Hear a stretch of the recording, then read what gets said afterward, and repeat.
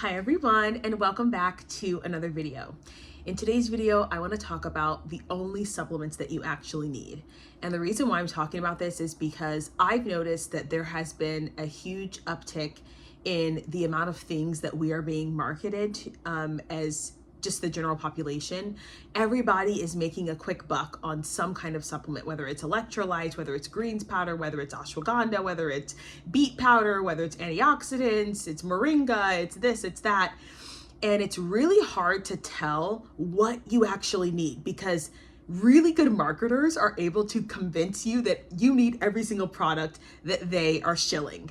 And the truth is that there are really only a few supplements that you actually need for your health, because the reality is we should be getting most of our nutrients from whole, organic, well-farmed foods, and then our proteins from ethical, grass-fed, pasture-raised farms. That's the truth. Now, I say this with an understanding that our food has changed. I actually have a video coming out about that. Our food has changed. I understand that. But the food that has changed the most is really the processed foods. Yes, our soil is less nutrient dense. And so even your organic vegetables are going to have a little bit less nutrients than your other food. But they're still the best bioavailable foods for your body nonetheless. Don't let anybody convince you that the best thing to supplement with is not whole foods. That's an absolute lie from the bottom of hell. Where the devil himself is just waiting to trap you with spending more money on supplements. The absolute best place to get your nutrition is from food. I need to have my brother on here who's an immunologist, and we were just having this very long conversation about how even supplements will sometimes just be tagged with urea and peed out, even if you need them. And so it's really a crapshoot on whether or not the supplements that you're taking are even being absorbed in your body, even if they come in the most bioavailable forms. So the goal is to make your body as healthy as possible so that it is receptive to nutrients and it is receptive to exogenous or outside supplements. So I want to talk about the supplements that I think are most important. If I feel like I need to add to this list, maybe later on, I will do that. The first thing is I think everyone should take a high quality multivitamin. I don't think you need a multivitamin with like 1,000% of every single vitamin. You actually need, the most important thing is that it is a whole food based vitamin and that it is bioavailable. So you want to look for those markers, and you want to look for your multivitamin that has the right quantities of the right multivitamins. For example, if your multivitamin has calcium and iron, the problem is that the calcium will cancel out the iron. So a good multivitamin will have a lot of things except iron, and you'll have to take iron separately because you should not be taking iron and calcium at the same time. So you want to look for that in your multivitamin. You also want to look for a multivitamin that doesn't have a bunch of extra ingredients, a bunch of dyes. Like a lot of ingredients are just made to look pretty, but that doesn't necessarily, a lot of multivitamins are made to look pretty, but that doesn't necessarily mean that they're good multivitamins. They're usually the ones that don't taste as good, and they're usually the ones that are mid-range. So just understand that just because a multivitamin is expensive doesn't mean it's a good one. The most important thing is that your multivitamin is a whole food based bioavailable multivitamin. I personally like to take my multivitamins in powder forms just so that I don't have to send it through I don't have to send a bunch of pills through my body. It's not as toxic on my liver. I like to take things in powder form.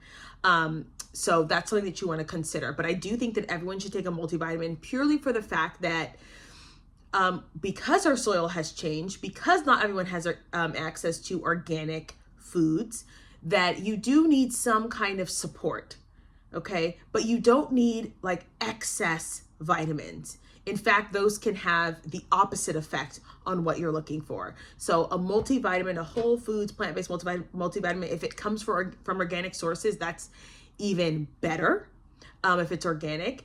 This next thing I think that people need to take is a D3 K2 supplement, especially in the winter. It's not necessarily for your vitamin D levels if they're normal. So if your vitamin D levels are at a normal range, but they're not on the, if they're in the middle of the range and not on the lower end, I still think everyone needs a D3 K2, especially in the winter, because there's not enough sun, right? You're not getting as much sun as you would, just simply for the fact that the days are shorter, right? And then a lot of us are inside because it's colder. So I recommend that everyone takes a D3 K2. That's also going to support your thyroid. That's going to support your immune system. It's going to support your brain function, your like depression. We actually know that vitamin D, that people who have lowered vitamin D levels experience feelings of depression more often. So taking an extra vitamin D supplement during the winter will help. It's also one of the things that, so my sister is a PA and she sends a yearly text. Did you guys get your D3 tinctures for flu season? Because doctors know that having a little bit of extra vitamin D3 does help with supporting your immune system. So that's the second thing I think you need to take. The third one is an omega-3. The reason is that most people get plenty of omega-6, but they have less omega-3 in their diet, and omega-3 is actually anti-inflammatory. Omega-6s and omega-9s are in excess. Oftentimes, those are things that they come from like canola oil, olive oil, sometimes wheat and grains, those omega-6s and omega-9s. But most of us are lacking in omega-3s.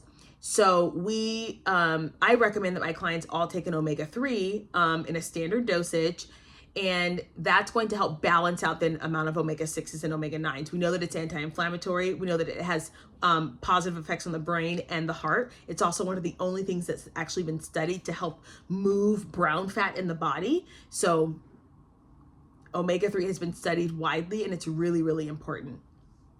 What I look for in an omega-3 is, I look for an omega-3 that is wild caught. If you are vegan or vegetarian, I know that they have omega-3 from algae and kelp, I believe. And they might have some from flax seeds. You'll have to find it. I did have a client like a long time ago. I can't even remember what I actually gave him, but he was allergic to shellfish in general. And a lot of the omega-3s, they weren't completely shellfish free, even though they were like from like mackerel or cod or sardines or whatever. So I have to look at that back. I'll put it in the comment section if someone needs to know, but there are vegan or vegetarian omega-3s as well. But I recommend that my clients take that the whole year.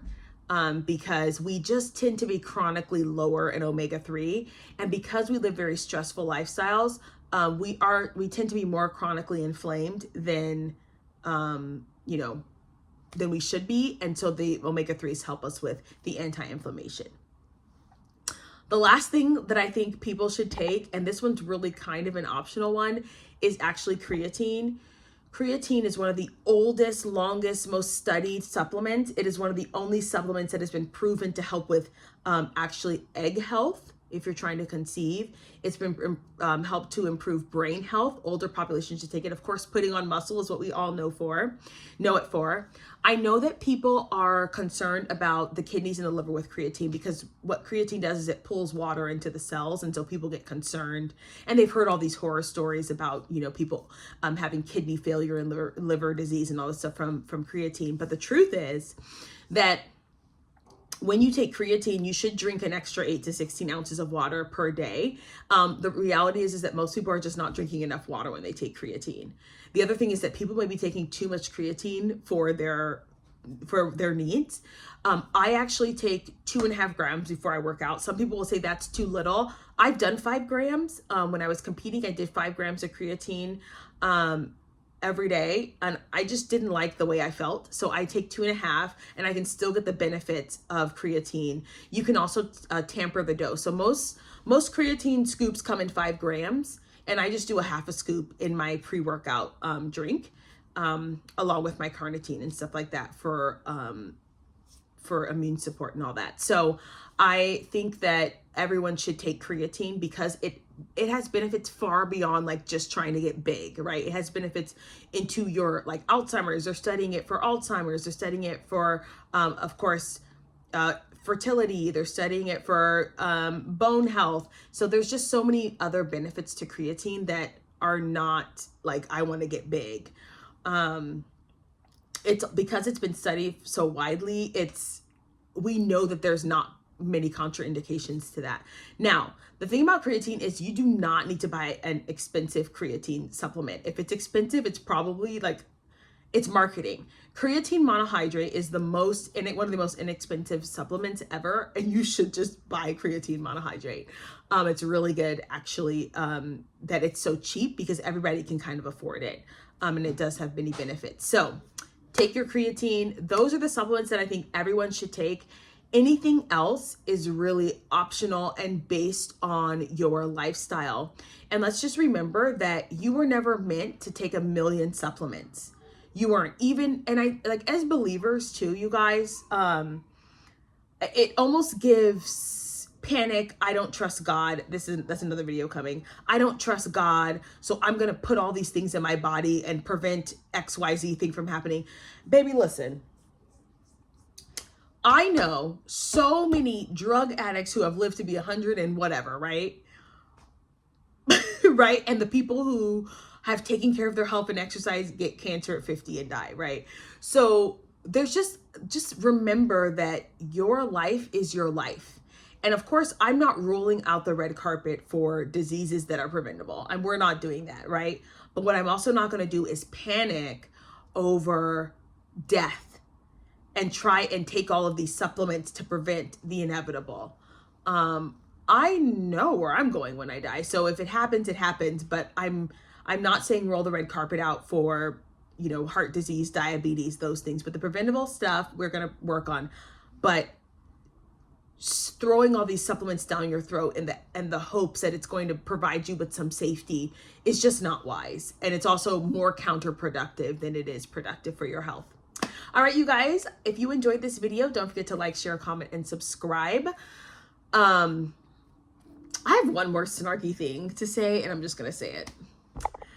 It never ceases to amaze me, the amount of supplements that people are willing to take, but they won't take their butt to the gym and lift weights and do some cardio, and they won't stop eating junk food. It's like, okay, I'm going to take this thing, that thing, this thing, and the third, and I'm taking this supplement. I'm like, but baby, just stop going to McDonald's after work. How about you stop eating processed foods? That will do more for you than anything else. Like the irony. Oh, y'all, I can't stand it. Okay, you guys. Don't forget to like, share, comment, and subscribe. And I'll see you guys in the next one. Bye.